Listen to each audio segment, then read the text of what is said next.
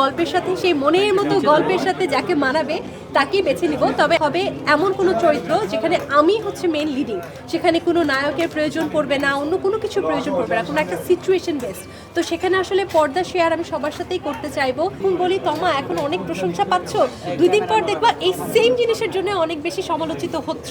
So এটা আসলে depend করে আশপাশের মানুষ কীভাবে কখন কি ভাবছে। আজ থেকে 20 বছর আগে যেগুলো হতো তখনও অনেক কিছু সমালোচিত হতো, কিন্তু 20 বছর পরে সে তা এখন আলোচিত হচ্ছে, ভালো বলছি। তেমনভাবে আজকের কাজ আজ থেকে 20 বছর পর যাওয়ার পরে আমরা তখন হয়তো বলবো ভালো হয়েছিল কাজ। সো এটা আসলে হতেই থাকে এরকম, এটা নিয়ে কিছু বলার নেই।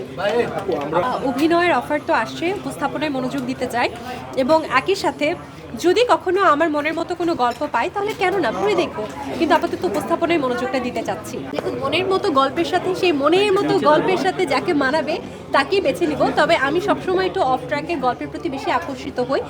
আমি যদি কখনো অভিনয় করি আমার খুব ইচ্ছা সেটা হবে এমন কোনো চরিত্র যেখানে আমি হচ্ছে মেন লিডিং, সেখানে কোনো নায়কের প্রয়োজন পড়বে না, অন্য কোনো কিছু প্রয়োজন পড়বে না, কোনো একটা সিচুয়েশন বেসড। তো সেখানে আসলে পর্দা শেয়ার আমি সবার সাথেই করতে চাইবো, যারা ভালো অভিনয় করছেন, যারা সুন্দর সুন্দর কাজ উপভোগ করছেন। আমার মনে হয় আমার দর্শকেরা তো হয়তো সব অনুষ্ঠান আমার দেখে না, কিন্তু একজন সাংবাদিক হিসেবে আপনার সব অনুষ্ঠান দেখা উচিত ছিল। অপু বিশ্বাস দিদির সাথে আমার এই নিয়ে 3 থেকে 4 বার অনুষ্ঠান হয়েছে।